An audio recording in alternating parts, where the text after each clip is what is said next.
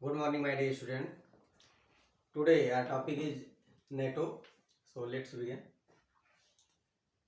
NATO. That means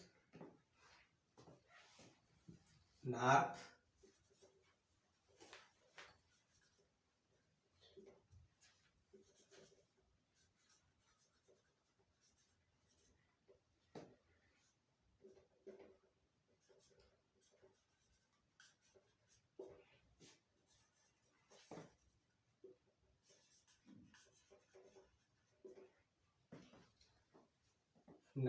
Atlantic Treaty Organization.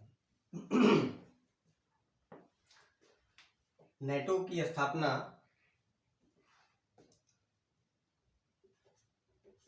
4 अप्रैल 1949 में हुई थी।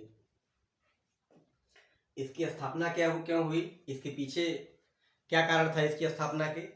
जैसा हम लोग जानते हैं, बिना किसी उद्देश्य के ना तो हम कोई संगठन बनाते हैं और ना तो कोई कार्य करते हैं। उसके पीछे एक उद्देश्य होता है और उसका एक ठोस कारण होता है, तभी हम कोई कार्य करते हैं।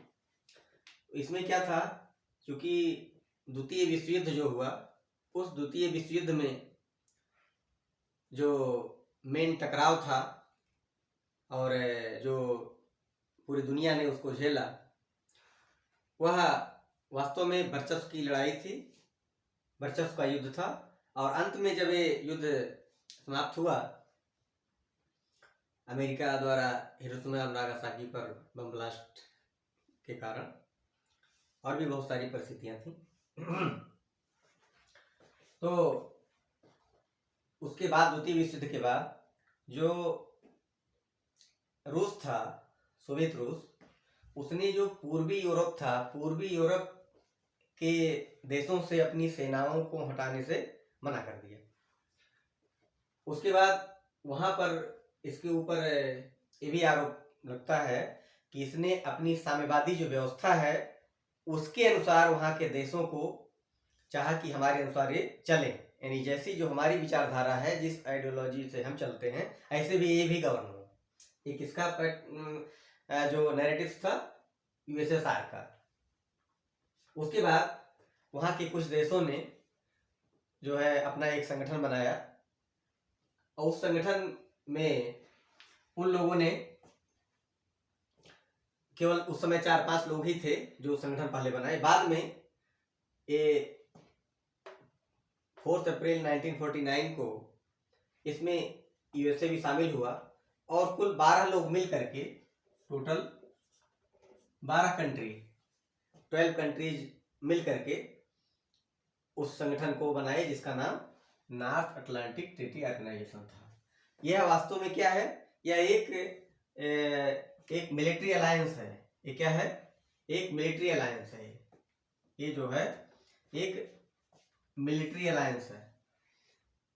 तो इसमें क्या है कि जितने भी इसके इस समय इसमें जो कंट्रीज हैं, इस समय 30 हो गए हैं। इस समय 30 कंट्रीज हो गए। इनका मतलब है कि जो भी कोई इन 30 में से किसी एक पर भी आक्रमण करेगा तो यह माना जाएगा कि उसने नाटो पर हमला किया है। तो सारे देशों, यह यहाँ जो नाटो का आर्टिकल 5 है, आर्टिकल 5, नाटो के आर्टिकल 5 में है कि अगर इस पर कोई देश आक्रमण करता है नाटो के किसी सदस्य देश पर, तो यह सारे देशों पर आक्रमण माना जाएगा और सारे लोग मिल करके उसका मुकाबला करेंगे। यानी सारे देशों की जो नाटो है, इसकी सेनाएं वहां जाएंगी और युद्ध करेंगी।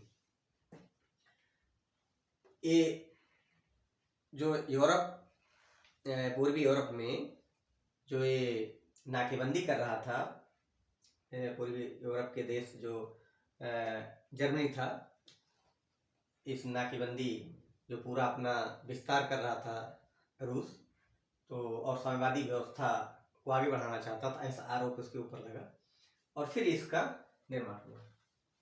इसमें अमेरिका बाद में आया और सब 12 लोग मिल करके वाशिंगटन डीसी, अमेरिका की जो राजधानी है, वहां पर ये लोग अपना संगठन बनाए, जिसमें इस समय 30 देश हैं।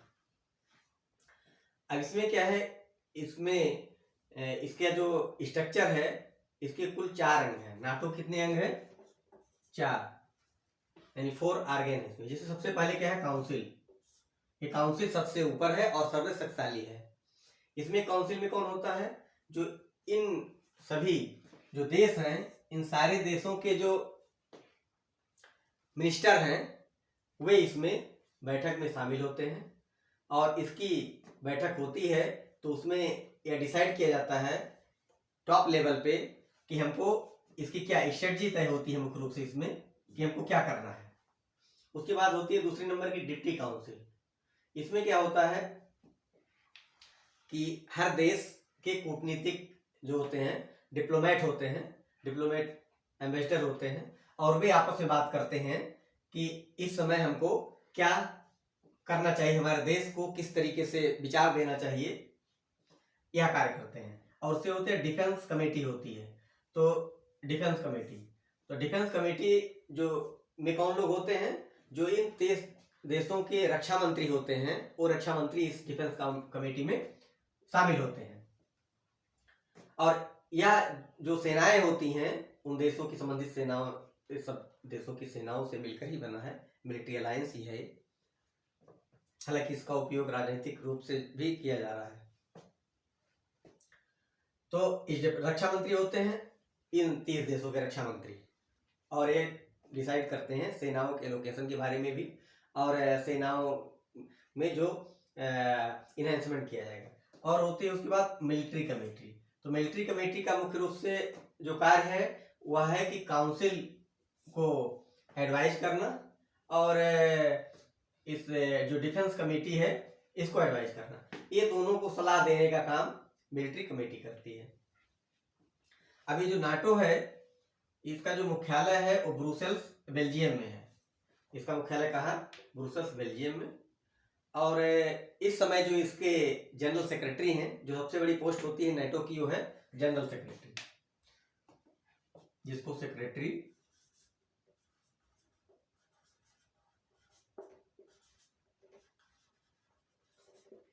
जनरल। तो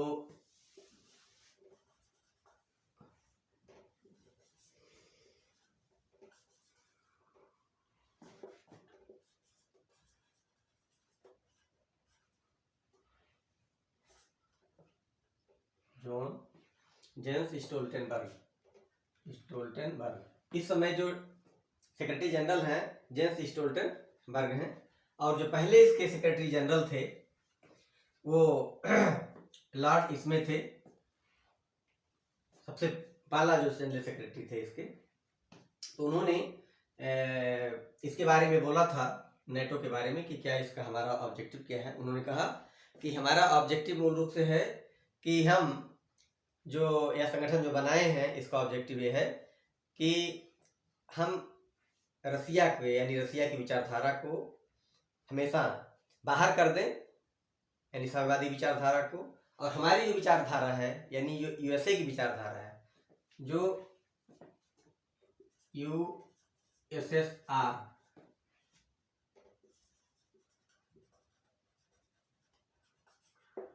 यूएसएसआर की विचारधारा क्या है? कम्युनिस्ट पैटर्न, यानी जो कम्युनिस्ट पैटर्न की उसकी विचारधारा है। और जो यूएसए है,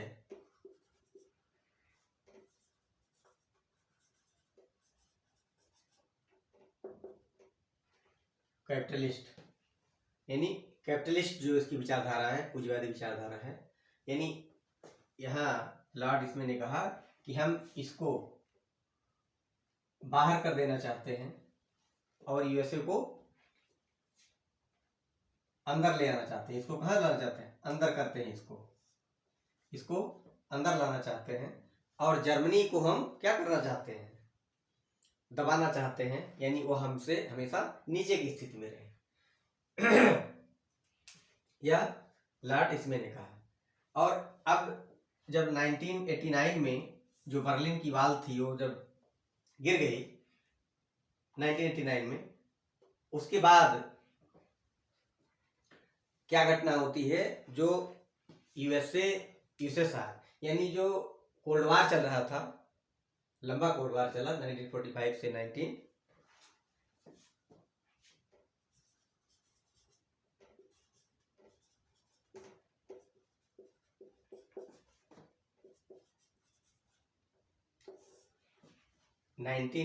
से 1990 तक चला। और यह समाप्त कब हुआ?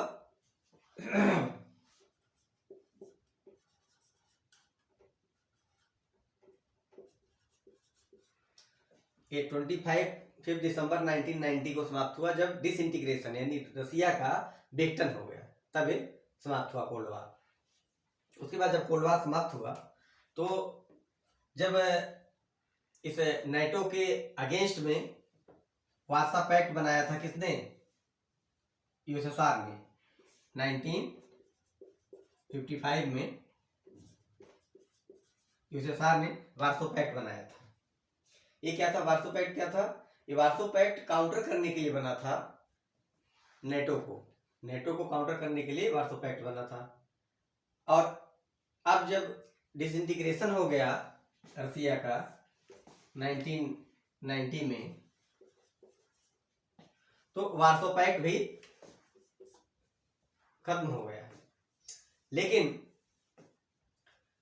नेटो को खत्म नहीं किया गया, नेटो चलता रहा। अब जो एक एग्रीमेंट होता है जिसका नाम था Berlin plus agreement, Berlin plus agreement हुआ 16 दिसंबर 2002 को। और इसमें क्या होता है कि ये कहा गया, एक संगठन था जिसका नाम था ईयू।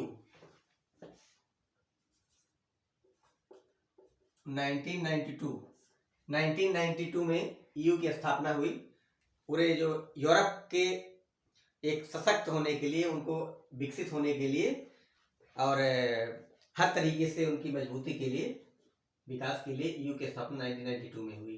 ठीक है, तो यह ईयू 92 में जो स्थापित हुआ था, उसके द्वारा यह और नाटो यानी बर्लिन प्लस जो एग्रीमेंट हुआ था 16 दिसंबर 2002 को, वो किसके बीच में था? NATO plus EU. जो बर्लिन प्लस एग्रीमेंट था 16 दिसंबर 2002 को हुआ, उसमें नाटो और ईयू ये दोनों पक्ष शामिल थे, और दोनों के बीच में क्या समझौता हुआ कि यदि ईयू को जरूरत होगी तो नाटो की जो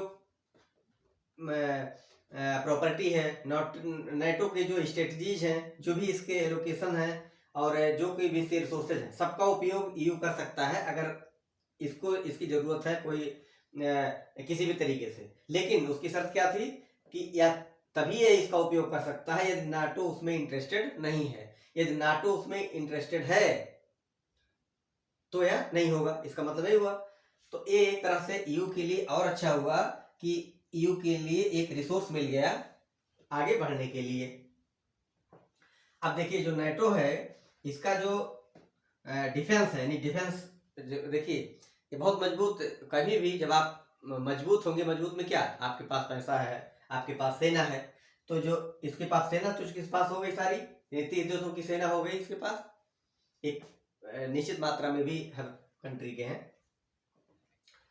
और अब डिफेंस एक्सपेंडिचर, तो इसका जो डिफेंस एक्सपेंडिचर है वह पूरे विश्व के डिफेंस एक्सपेंडिचर का 70% है। यानी जो नाटो का डिफेंस एक्सपेंडिचर है पूरे वर्ल्ड का कितना है? 70%। पूरे वर्ल्ड के डिफेंस एक्सपेंडिचर का 70% है, और इसमें इसका जो 50% शेयर है वो अकेले यूएसए देता है। यानी नाटो का जो डिफेंस एक्सपेंडिचर है टोटल वो 70% है विश्व का, और उसका जो 50% यानी इसका 70% का जो 50% जो भी उसका अमाउंट है वह अकेले यूएसए देता है। यानी वे क्या हुआ कि यूएसए यानी जो चाहता है यूएसए नाटो में वही होता है। अब क्या हुआ इसके द्वारा, अब इस समय मतलब यह इसकी प्रासंगिकता रिलेवेंसी क्यों बनी रही यूरोप में? इसका कारण ये था क्योंकि जब वर्ल्ड वार हुआ तो सबसे ज्यादा प्रभावित जो पश्चिमी यूरोप था वो ज्यादा प्रभावित था, क्योंकि पूर्वी जो यूरोप था उसमें ज्यादा साम्यवादी प्रभाव रहा, रूस का प्रभाव ज्यादा था। जो पश्चिमी यूरोप था वो सबसे ज्यादा नुकसान उसका हुआ था, सबसे संसाधन उससे नष्ट हुए थे और उनको विकास करने के लिए अवसर चाहिए था उस समय। तो उन्होंने अपना अवसर देखा कि अमेरिका इसमें शामिल हो रहा है, हमको भी शामिल होना चाहिए और इससे हमको कैपिटल मिलेगा, हमको मनी मिलेगी, डॉलर मिलेगा और हम जल्दी विकास कर सकते हैं और सुरक्षित महसूस करेंगे हम। तो इसलिए और दूसरी चीज अमेरिका ने यहाँ प्रोपेगेंडा फैलाई भी कि जो रूस है वो अपनी कम्युनिज्म यानी जो उसका कम्युनिस्ट पैटर्न सोशलिस्ट पैटर्न, जो एक कह लीजिए कि सोशलिस्ट पैटर्न का एक बुरा रूप है कम्युनिस्ट पैटर्न, सोशलिस्ट तो एक पॉजिटिव वे में है। तो इस साम्यवाद से डराया सबको कि ये ऐसी विचारधारा है जो नष्ट कर देती है और हमारी जो व्यवस्था पूंजीवाद से ही दुनिया का विकास हो सकता है। इसी कारण इससे सारे देश जुड़े और यह मजबूत होती चली गई।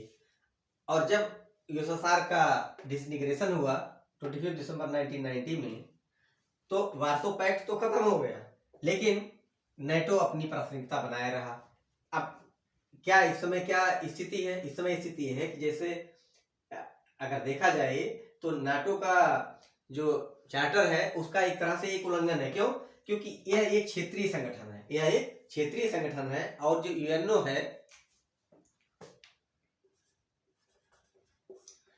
है यह एक अंतरराष्ट्रीय संगठन है। तो क्षेत्रीय स्तर पर काम कर रहा है, राष्ट्रीय स्तर पर काम कर रहा है। तो ऑब्जेक्टिव जो इसका है ये कितने कंट्रीज का, तो ये दोनों में क्लैश है, दोनों में क्लैश। ये मतलब कहीं न कहीं जो इसकी रिलीवेंसी है उसको ये पूरा करने का काम कर रहा है नेटो।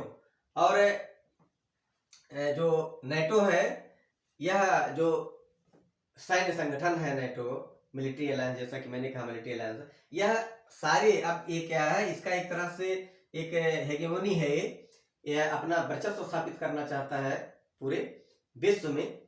और इसने कुछ अच्छे काम भी किए हैं। अच्छे काम का मतलब कि जैसे जो भी उसकी जो पूंजीवादी व्यवस्था है उसके अनुसार और जो रूस के खिलाफ रहा उसको जो है इसने सहायता दिया। वास्तव में इसका काम ही था, जैसे लॉर्ड इसमें ने कहा था कि हम जो है साम्यवादी यानी रूस को किसी तरह रोके और हो सके तो उसको दबा भी दें, उससे जो है नुकसान भी उसको पहुंचाए। तो जो नेटो है इसकी प्रासंगिकता अभी भी बहुत जबरदस्त तरीके से बनी हुई है वर्ल्ड लेवल पे। तो जब भी अगर संतुलन, दोनों में अगर संतुलन नहीं रहेगा तो फिर दोनों ही अंतर्राष्ट्रीय संगठनों का कोई महत्व नहीं रह जाएगा। इसलिए जो कि यूएनओ भी इंटर गवर्नमेंटल ऑर्गेनाइजेशन है और नेटो भी इंटर गवर्नमेंटल ऑर्गेनाइजेशन है। तो दोनों के जो क्राइटेरिया है, जो दोनों के अंदर जो डिस्क्रिपेंसीज है, उन डिस्क्रिपेंसीज में दोनों को ही ध्यान रखना होगा कि यूएनओ के चार्टर का उल्लंघन ना करे नेटो और यूएनओ उसको कंट्रोल कर। दिक्कत क्या है, यूएनओ कंट्रोल कैसे करे? यूएनओ भी चूंकि जो 5 जो है वीटो पावर वाले कंट्रीज हैं वह यूएनएससी में प्रॉब्लम क्रिएट करते हैं, कोई भी मैटर होता है तो मुख्य रूप से हो वही पाता है जो 5 वीटो पावर वाले देश चाहते हैं।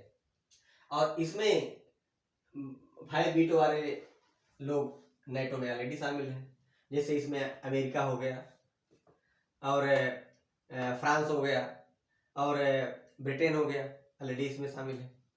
तो ये नेटो आज की परिवेश में हम जो देख रहे हैं, जो युद्ध चल रहा है रूस और यूक्रेन में, तो अब आज अगर यह शामिल होता, यूक्रेन अगर शामिल होता इस नेटो में, शायद स्थिति नहीं आती।